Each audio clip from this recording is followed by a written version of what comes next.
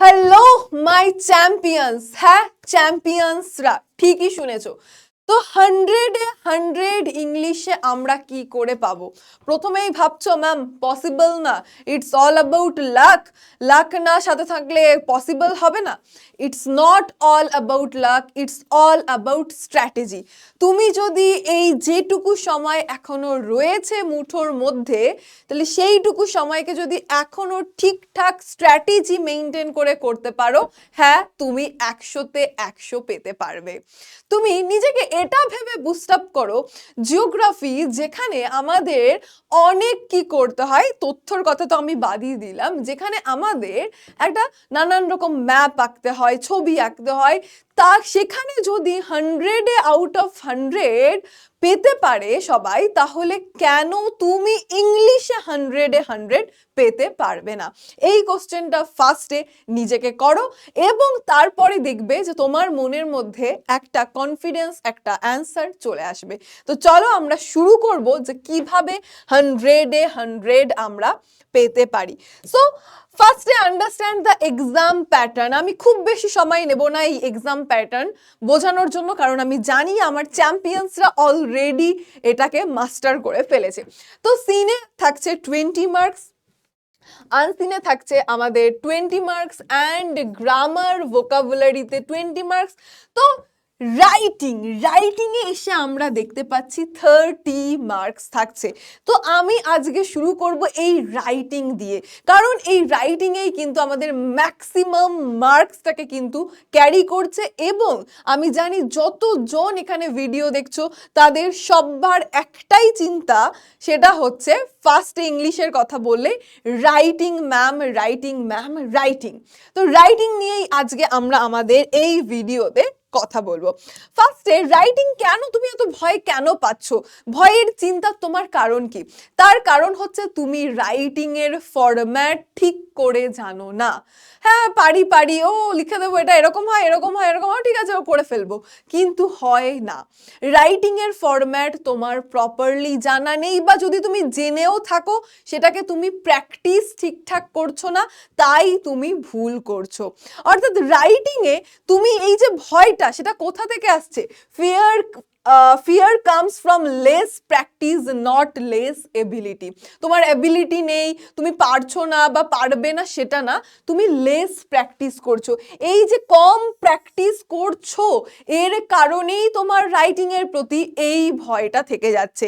তাই ফোকাস করতে হবে এই লেস প্র্যাকটিস থেকে, আমাদেরকে শিফট করতে হবে এই অনলি প্র্যাকটিসের ওপর। হ্যাঁ প্র্যাকটিস করলে রাইটিংটা তোমার কাছে ভয় লাগবে না, তুমি করছো না সেই কারণেই তোমার এতটা ভয় লাগছে। তো রাইটিংয়ে কেন?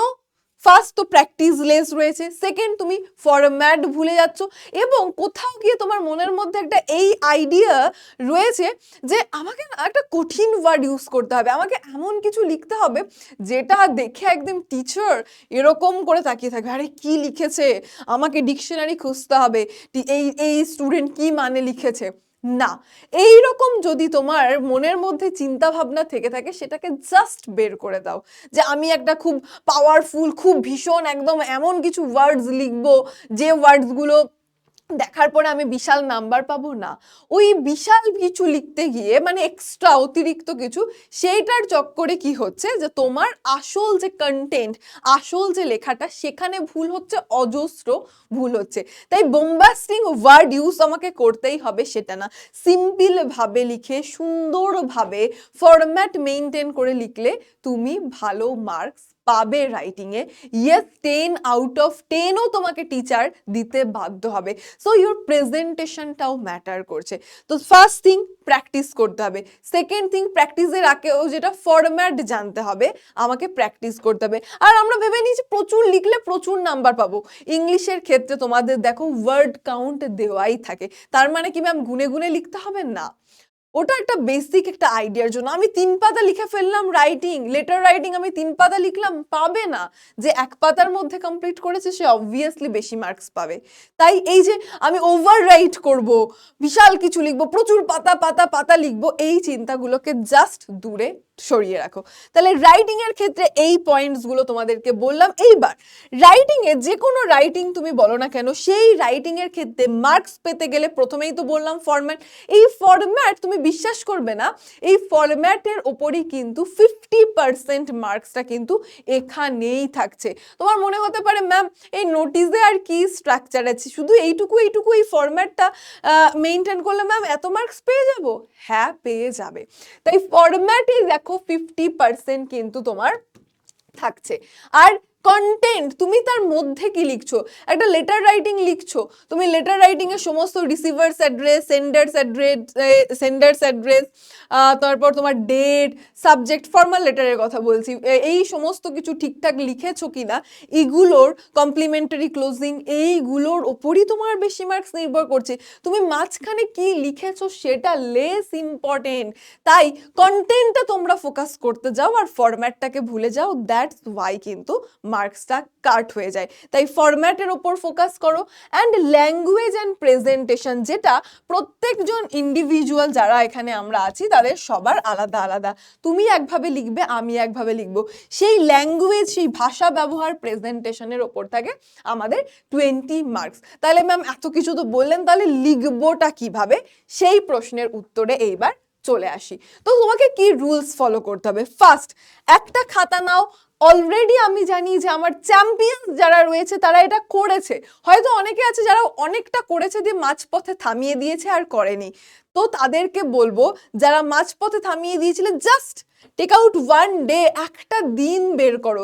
একটা দিন বললে খুব বেশি হয়ে যাবে, 2 থেকে 3 ঘন্টা বের করো। সেই 2 থেকে 3 ঘন্টায় নিজের স্কোরটাকে সিকিউর করে নিয়ে চলে এসো। সেই নিজের স্কোরটাকে সিকিউর করে নিয়ে চলে এসো। কিভাবে? খাতা নাও, খাতা নিয়ে ফার্স্টে তোমাদের সব থেকে ইম্পর্টেন্ট কি, লেটার রাইটিং। লেটার রাইটিং এর মধ্যে ইনফর্মাল লেটার সব থেকে বেশি ইম্পর্টেন্ট।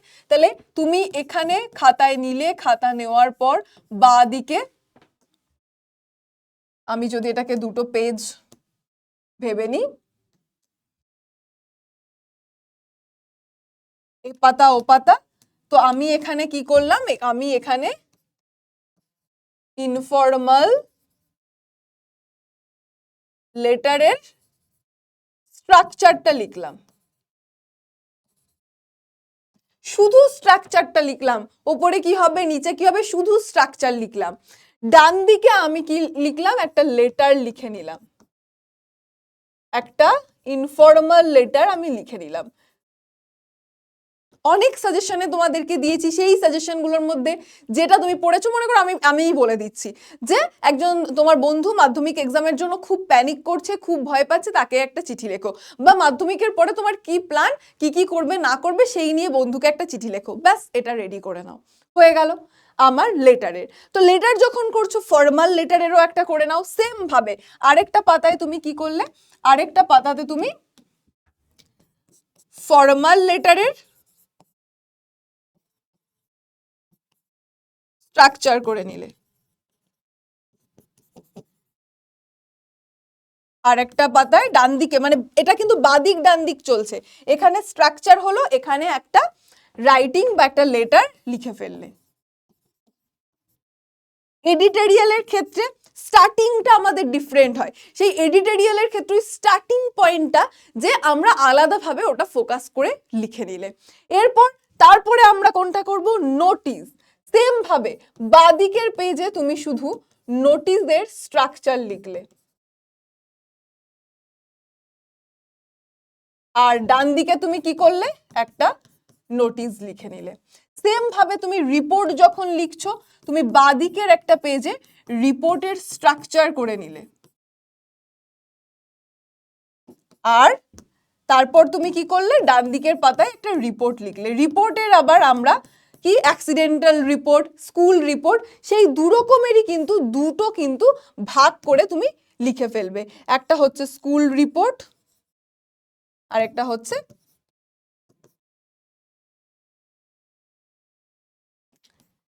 ওকে রিপোর্ট। বারবার এসেছে, তবু কেন এবছরের জন্য ইম্পর্টেন্ট বলেছি সেটা কিন্তু ফোকাস করো, যদিও আনসিনের ক্ষেত্রে সেই জিনিসগুলো চলে আসতে পারে, বলেছি তোমাদেরকে। এরপর স্টোরি রাইটিং তোমাদের জন্য এবারের জন্য কিন্তু ইম্পর্টেন্ট। তো স্টোরি রাইটিং এ আমার সেরকম কিন্তু সেরকম কিন্তু ফরম্যাট বিশেষ নেই, তবু স্টোরির ফরম্যাটটা কিন্তু দেখে নাও এবং স্টোরির ক্ষেত্রে কিন্তু আলাদাভাবে মোরালে ফোকাস করো। তুমি তুমি একটু টাইম বের করে কি করবে, যে গল্প পড়তে তো আমাদের সবার ভালোবাসে, গল্প আমি মুখস্থ করতে বলছি না, যে তোমাদেরকে যে স্টোরি রাইটিং গুলো আমি সাজেশন হিসেবে দিয়েছি বা তোমার নিজে যেগুলো মনে হয়েছে, যেগুলো তোমার টেস্ট পেপারে পাতার পর পাতা তুমি পাচ্ছ বা ইম্পর্টেন্ট মনে হচ্ছে, তুমি সেই স্টোরিগুলোকে পড়ো। একটা মোবাইল টিপসে জাস্ট তুমি টিপবে, তোমার কাছে একটা স্টোরি চলে আসবে, সেম টু হুবহু সেম হতে হবে এর কোনো মানে নেই। তুমি স্টোরিটা পড়লে জাস্ট রিডিং পড়বে, মনে রাখতে হবে না তোমাকে সেটার মোরাল। তো মোরালগুলোকে তুমি একটা পাতায়, তুমি যতগুলো কীরকম ক্ষেত্রে কী কী মোরাল আছে, তুমি 6-7টা মোরাল লিখে রাখো, যে হ্যাঁ এই সিচুয়েশনে এই, মানে খুব পপুলার যে আমাদের স্টোরিগুলো রয়েছে সেগুলোর যে মোরালগুলো রয়েছে, জাস্ট 1 পেজে সেই মোরালগুলোকে লিখে রাখো। যে 3 কার্টেন্স, এই 3 আর্টিস্টের যদি হচ্ছে আমার স্টোরি থাকে তাহলে আমি এই মোরালটা লিখবো, যদি আমার গোল্ডেন গুজের স্টোরি থাকে আমি এটা লিখবো, যদি ফার্মার অ্যান্ড সন্সের স্টোরি আসে আমি এটা লিখবো। তাহলে এইভাবে কিন্তু জিনিসটাকে রেডি করে নাও। So letter writing, notice writing, report writing, story writing, এইগুলো তো বললাম। তো এই জিনিসগুলোকে আগে তুমি রেডি করে নাও। সো সব থেকে ফোকাস তুমি কোথায় করবে, সব থেকে বেশি ফোকাস অলরেডি তোমাদেরকে আমি বললাম যে সব থেকে বেশি ফোকাস করবে ইনফর্মাল লেটারে, দেন নোটিস, স্টোরি, রিপোর্ট। রিপোর্টটা তুমি খুব একটা টেস্ট পেপার ঘাটলে পাবে না, বাট স্টিল আমি বলবো রিপোর্টটাকে কিন্তু ভালো করে প্র্যাকটিস করো। বিশেষ করে কিন্তু তোমার আহমেদাবাদ প্লেন ক্রাশ, দার্জিলিংয়ে ল্যান্ডস্লাইড হলো বা ওয়েস্ট বেঙ্গলে, তো এই জিনিসগুলোর ওপর কিন্তু আলাদাভাবে কিন্তু ফোকাসটাকে নিজের রাখো। এবং প্যারাগ্রাফের ক্ষেত্রে বলবো, প্যারাগ্রাফ কিন্তু অপারেশন সিঁদুর, এই জিনিসগুলো ভালো করে দেখো। তো বেসিক্যালি সমস্তগুলোর স্ট্রাকচারটাকে ভালো করে করে নাও, এই হচ্ছে আমার বলার কথা। এইবার রাইটিং ম্যাম তাহলে এখন এই টাইমে কিভাবে করব, এখন এই টাইমের জন্য রাইটিং কিভাবে তোমাকে করতে হবে। দেখো তুমি আগের দিনে আমি যদি তোমাকে বলি যে প্লিজ মাই চ্যাম্পিয়ন্সরা তোমরা প্রতিদিন 3টে করে রাইটিং লেখো, আমি জানি সেই কথাটা একজনও তোমরা কিন্তু মেনে চলবে না। তো আমি তোমাদেরকে টার্গেট দিচ্ছি, হ্যাঁ টার্গেট দিচ্ছি, তুমি একদিনে একটা লিখবে নাকি একদিন কোনোটা লিখবে না, ইটস আপ টু ইউ, তোমার ফ্রি উইল আমি তোমাকে দিয়ে দিলাম। তোমাকে 7 দিনে 1 উইকের মধ্যে যেন তোমার 10 রাইটিং যেন হয়। এটা কি যতদিন সময় আছে প্রত্যেক উইকের জন্য না, জাস্ট 1 উইকের কথা বললাম, যে আমি মনে করে নিচ্ছি আমার কাছে 22 দিন না, আমার কাছে 20 দিন আছে, আমি সেই 20 দিনের মধ্যে আমি কি বললাম, প্রথম 7 দিনের মধ্যে আজকে যে ভিডিও তুমি দেখছো সেই ভিডিও দেখার প্রথম 7 দিনের মধ্যে যেন তোমার কাছে 10টা রাইটিং যেন লেখা হয়ে যায়। 10টা রাইটিং লেখা এমন কোনো ব্যাপার কিন্তু নয়, 10টা রাইটিং যেন হয়ে যায়। এবার রাইটিং এর ক্ষেত্রে যেটা ভুল হয়, যে শুধু আমরা ব্লেম করি পারছি না ম্যাম, পারছি না ম্যাম, পারছি না। রাইটিং আমরা পড়ি না, যে জিনিস আমরা পড়ি না সে জিনিস আমরা জানবো কি করবে। যে গান তুমি কোনোদিন শোনোইনি সেই গানের লিরিক্স কি তোমার জানা আছে? নেই তো সেই গানের লিরিক্স তোমার জানা। তাই রাইটিংটাকে পড়ারও প্রয়োজন পড়ে। প্যারাগ্রাফ রাইটিং হ্যাঁ পড়তে হয়, ইন্ট্রোডাক্টরি লাইন, কনক্লুডাক্টরি লাইন, আমাকে এক্সট্রাঅর্ডিনারি কিছু করতে হবে, সেটা সেই মুহূর্তে এক্সামে দাঁড়িয়ে আমি বিশাল কিছু ভেবে করে ফেলবো, এইটা তুমি কেন ভাবছো? কেন তুমি নিজেকে আগে থেকে প্রিপেয়ার করে রাখছো না? তাই রাইটিং পড়ো, 1 আওয়ার নিজে স্পেন্ড করো রাইটিং পড়ার জন্য, টু রিড। রাইটিংটাকে তোমাকে পড়তে হবে। রাইটিংটাকে প্রায়োরিটাইজ করো।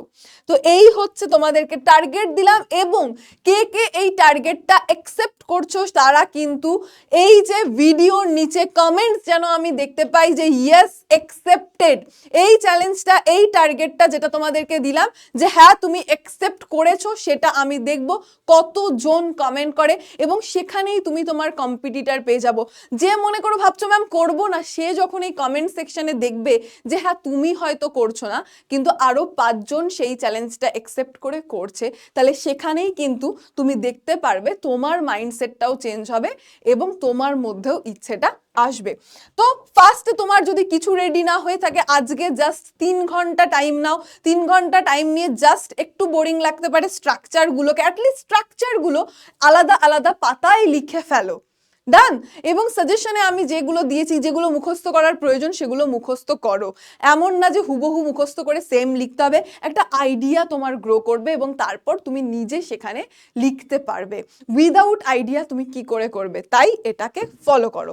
নেক্সট আমি চলে আসবো, একদম লাস্টে থাকবে আমাদের গোল্ডেন রুলস। এরপর আমি চলে আসবো আনসিনে ম্যাম ভয়। আনসিনে ভয়, এত ভয় কেন? আনসিন নিয়ে একদম জাস্ট চাপলেস থাকো। এবং এর পাশাপাশি আমি এটাও বলে দেবো যে আমি আনসিন, স্পেশাল আনসিন সিলেক্ট করে তোমাদের জন্য ভিডিও নিয়ে আসছি ইউটিউবে, সেটা দেখতে পারবে। বাট তা সত্ত্বেও আনসিনে কি করবে, আনসিন তোমার কাছে দেওয়া রয়েছে, এটা হচ্ছে আমার আনসিন, এদিকে রয়েছে আমার আনসিন, মনে করে নাও আমার এখানে রয়েছে আমার কোশ্চেন্স, বা যদিও নিচের দিকেই আমার এমসিকিউ গুলো হচ্ছে থাকে। তো তুমি কি করবে, আনসিনে এই যে একটা লাইন রয়েছে সেই লাইনটাকে এই আনসিন প্যাসেজের মধ্যে খোঁজো, খুঁজে ভালো করে সেটাকে মার্ক করে রাখো পেন্সিল দিয়ে। ঠিক আছে, তোমাকে লিখতে, খাতায় তো লিখতে দেবে না, বাট লিস্ট খুঁজে রাখো। এবং তার মানে ম্যাম খুঁজে পেয়ে গেছি লিখে দিলাম না, ওভার কনফিডেন্স জিনিসটা ভালো না। তাহলে যেগুলো রয়েছে সেগুলোকে খোঁজো, এবং প্রশ্নটাকে ভালো করে পড়ার আগে এই আনসিন প্যাসেজটাকে ভালো করে পড়ো। আনসিন প্যাসেজ একবার পড়ে অ্যান্সার করবে না, অন্তত 2 বার আনসিন প্যাসেজটাকে পড়ো।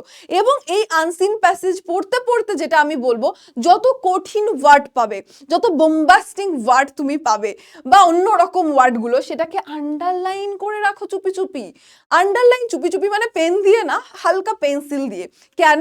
কারণ এই আনসিন থেকেই কিন্তু আমাদের ভোকাবুলারিতে 4টে ওয়ার্ড থাকবে, যেখানে ক্যারি করছে 8 মার্কস। তো সেখানে এই তখন নতুন করে খুঁজবে সেটা না, তুমি পড়তে পড়তেই যেগুলো মনে হচ্ছে একটু কঠিন বা যেগুলো তুমি আইডিয়া পাবে, সেইগুলোকে একটু কিওয়ার্ডসটাকে আন্ডারলাইন করে রাখো, এবং অ্যান্সারগুলোকে কমপ্লিট সেন্টেন্সে লেখো।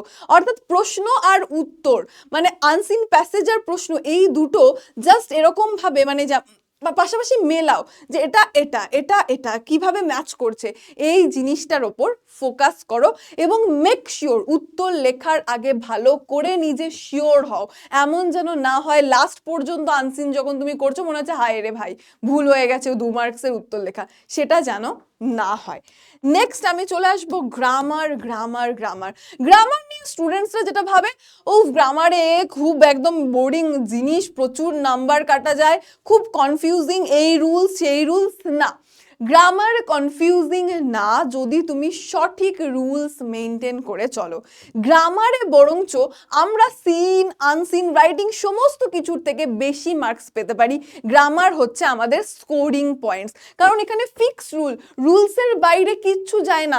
ভয়েস চেঞ্জের কি রুলস আছে, ন্যারেশন চেঞ্জের কি রুলস আছে, কোন টেন্স থেকে আমার কোন টেন্সে চেঞ্জ হবে, কোন টেন্স থাকলে আমাকে উত্তর কিভাবে করতে হবে, degree positive to comparative, comparative to positive, superlative to positive, one of the থাকলে কি হবে, কখন নো আদার হবে, কখন ভেরি ফিউ হবে, ইটস অল অ্যাবাউট রুলস। তাই রুলস গুলোকে যদি মনে রাখো, হ্যাঁ ভুল হবে না। তো তুমি কিভাবে এখন করবে, দেখো বেসিক রুলস তোমরা সবাই জানো, একটা খাতায় নিশ্চয়ই লেখা আছে, বা তুমি যখন টেস্ট পেপার করছো তখনও তুমি দেখতে পাচ্ছ। তো ফার্স্ট তুমি যে জিনিসটা করবে সেটা হচ্ছে, এখন তুমি টেস্ট পেপার সলভ করছো, আমি এক্সাম্পল নিয়ে নিলাম তোমার কাছে 3-4টে টেস্ট পেপার আছে, সেই 3-4টে টেস্ট পেপারের অ্যাটলিস্ট যেন শুরুর দিক থেকে, স্টার্টিং এর দিক থেকে 5 পেজেস আর লাস্টের দিক থেকে 5 পেজেস, এগুলো যেন মিস না হয়। শুধু একটা টেস্ট পেপার না, এবিটিএ, ডব্লিউবিটিএ, ডব্লিউবিএইচ, পর্ষদ তো গোটাটা তোমাদেরকে আমি ইউটিউবে করিয়ে দিয়েছি, শেষ। তো এগুলো করছো, করতে করতে যখন যে গ্রামারটা এসে যে ডু অ্যাজ ডাইরেক্টেড, এটা হয়তো সহজই, বাট তুমি সিলি মিস্টেক করে ফেলেছো, সেইটা আলাদাভাবে, এইটা যদি তোমার খাতা হয়, এটা যদি তোমার খাতা হয়, সেই খাতার একদম লাস্টের 4টে পাতা ফাঁকা রাখো। তুমি করছো, সব ঠিক হচ্ছে, একটাই তুমি একটু হালকা ভুল করে ফেলেছো বা পারছো না, তখন সেইটাকে তুমি আলাদাভাবে, তুমি লাস্টের দিকে যে পেজটাকে বাঁচিয়ে রেখেছো, সেই পেজে কোশ্চেনটা লেখো, অ্যান্সারটা লেখো।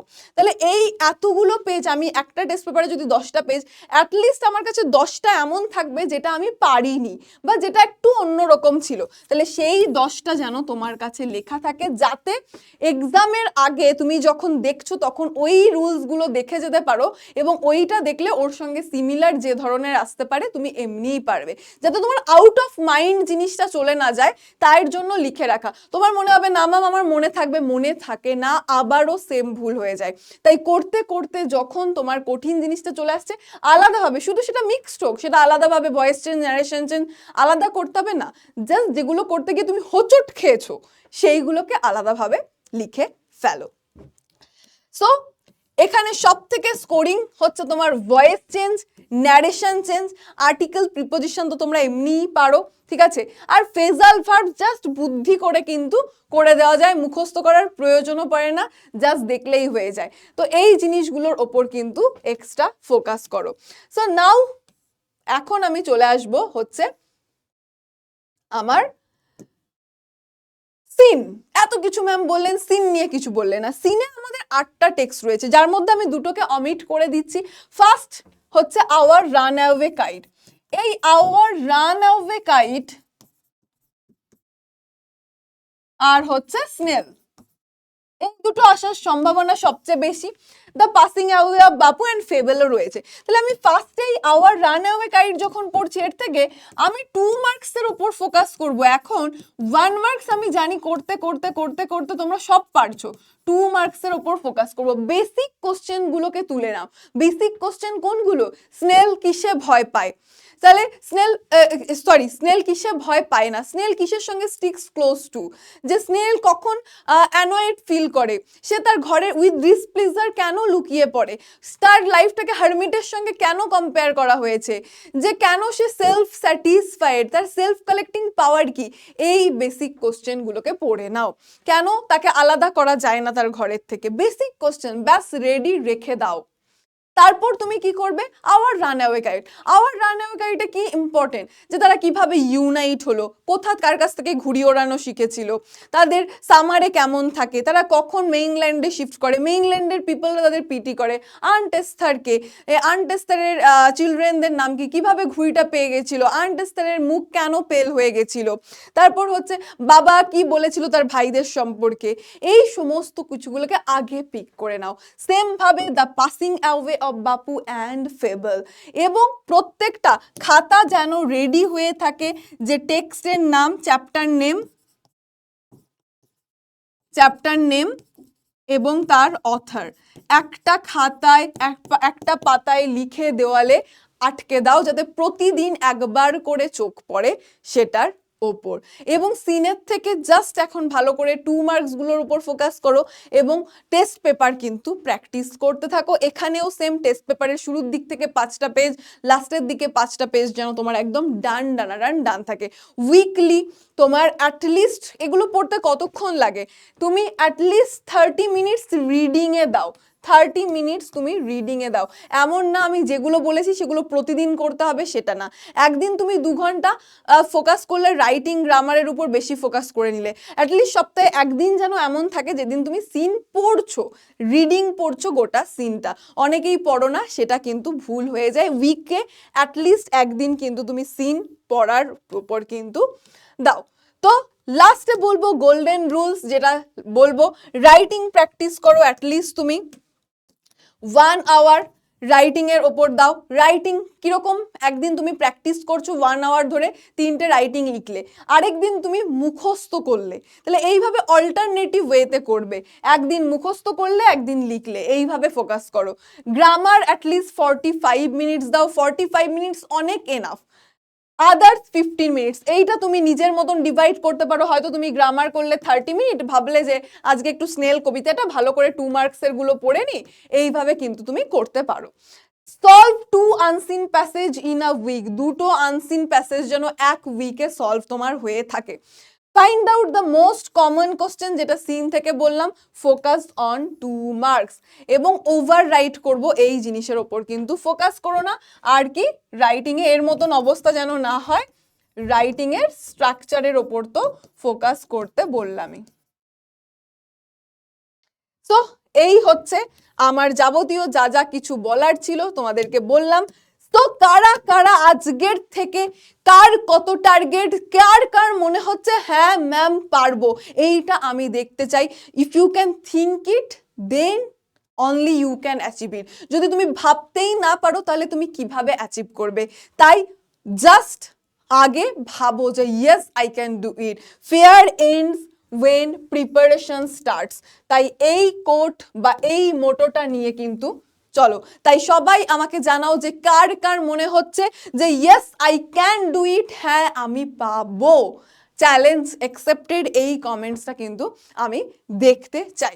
তো লাস্টলি কি বলবো, থ্যাংক ইউ মাই চ্যাম্পিয়ন্সরা, অনেক শুভেচ্ছা রইল রিয়া ম্যামের তরফ থেকে, পুরো পিডব্লিউর তরফ থেকে। একদম দারুণ রেজাল্ট করো, দুর্দান্ত হবে। চলো ব্রেক আ লেগ, দেখা হচ্ছে আবারও অন্য কোনো ভিডিওতে।